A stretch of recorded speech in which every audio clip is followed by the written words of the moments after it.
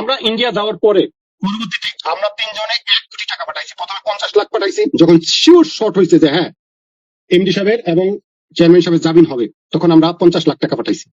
পরবর্তীতে যখন 2013 সালে যখন লাইসেন্স করার জন্য আমরা আরো 60 লাখ টাকা পাঠাইছি। কেন? কারণ কি এই মধ্যে 10 লাখ টাকা নেপাল জাতীয় ব্যয় দিছে, এরা দুজন 5-5-10 লাখ দিছে, আর বাকি 1 কোটি আমরা তিনজনে দিছি।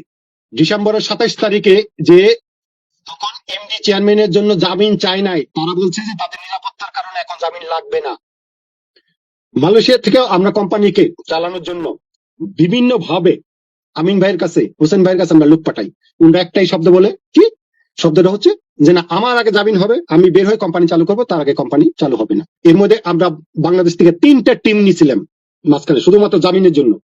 আমিন ভাই, হোসেন ভাই জামিন হলে আমাদের হবে, তাদের জামিনের জন্য এবং কোম্পানিকে বাঁচানোর জন্য, সেভ করার জন্য।